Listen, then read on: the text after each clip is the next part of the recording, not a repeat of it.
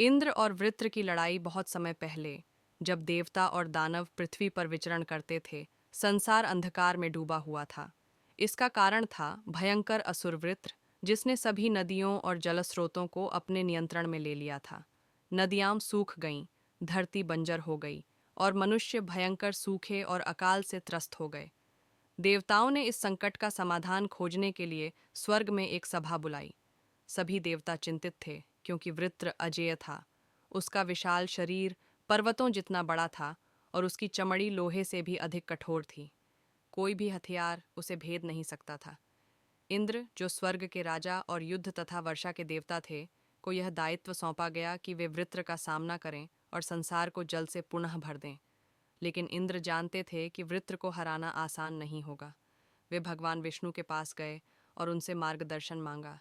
विष्णु ने उन्हें बताया, केवल एक ऐसा अस्त्र जो महर्षि दधीचि की हड्डियों से बना हो, वही वृत्र का नाश कर सकता है। इंद्र तुरंत महर्षि दधीचि के आश्रम पहुंचे और उन्हें अपनी समस्या बताई। दधीचि एक महान तपस्वी थे, जो त्याग और बलिदान के प्रतीक थे। इंद्र ने प्रार्थना की, हे महर्षि, केवल आपकी हड्डियां ही वह अस्त्र बना सकती हैं जिससे वृत्र का वध संभव है। कृपया देवताओं और संसार की भलाई के लिए अपना शरीर त्याग दें। महर्षि दधीचि मुस्कुराए और बिना किसी संकोच के ध्यानमग्न होकर अपने प्राण त्याग दिए। उनके शरीर के त्याग के बाद विश्वकर्मा, देवताओं के दिव्य शिल्पकार, ने उनकी हड्डियों से एक शक्तिशाली वज्र बनाया, जिसे वज्रायुध कहा गया। यह वही अस्त्र था जो वृत्र को पराजित कर सकता था। इंद्र ने वज्रायुध को उठाया और अपनी स्वर्ण रथ पर सवार होकर स्वर्ग से धरती की ओर प्रस्थान किया। उनके क्रोध से आकाश में बिजली कड़कने लगी और मेघ गरजने लगे। सभी देवता स्वर्ग से युद्ध देखने के लिए एकत्रित हुए। इंद्र वज्रायुध लेकर आकाश में गरजते हुए वृत्र के पास पहुंचे। जैसे ही उन्होंने उसे ललकारा, धरती कांप उठी, पहाड़ों से चट्टानें गिरने लगीं और आकाश अंधकारमय हो गया। वृत्र ने अपनी लाल चमकती आंखों से इंद्र को देखा और भयंकर अट्टहास किया। इंद्र, तुम मेरे सामने कुछ भी नहीं हो। तुम्हारी बिजली मेरी शक्ति का सामना नहीं कर सकती, वृत्र ने गरजते हुए कहा। वृत्र ने अपने विशालकाय शरीर को घुमाया और अपने शक्तिशाली जादू से इंद्र पर हमला किया। आंधियां चलने लगीं, गगनभेदी गर्जना हुई और आग की लपटें चारों ओर फैल गईं। इंद्र ने अपने वज्रायुध को कसकर पकड़ा और पूरी शक्ति से उस पर प्रहार किया। वज्रायुध वृत्र के शरीर से टकराया और एक तेज प्रकाश फैल गया। वृत्र के विशाल शरीर में कंपन होने लगा और वह दर्द से चीख पड़ा। लेकिन वह इतना शक्तिशाली था कि तुरंत खड़ा हो गया और इंद्र पर पलटवार किया। इंद्र और वृत्र के बीच भीषण युद्ध हुआ। बिजली और आग टकरा रही थी, आसमान में उथल पुथल मच गई थी और देवता घबराकर यह युद्ध देख रहे थे। इंद्र और वृत्र का युद्ध कई दिनों तक चलता रहा।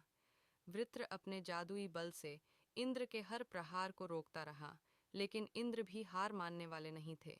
उन्होंने अपनी पूरी शक्ति एकत्रित की और भगवान विष्णु का स्मरण किया।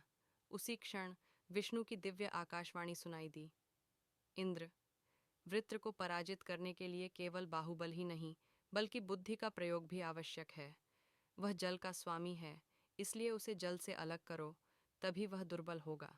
इंद्र को यह उपाय समझ में आ गया। उन्होंने अपने वज्रायुध से वृत्र को बार बार प्रहार किया, जिससे वह क्रोधित होकर गगनचुंबी पहाड़ों से टकराया। फिर इंद्र ने अपनी शक्ति से पूरे आकाश में वायु और अग्नि उत्पन्न की, जिससे वृत्र का शरीर शुष्क होने लगा।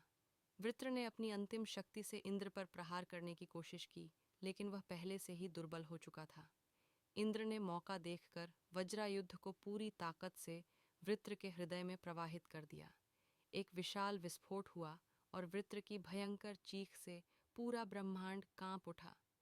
कुछ ही क्षणों में वह जमीन पर गिर पड़ा और शांत हो गया।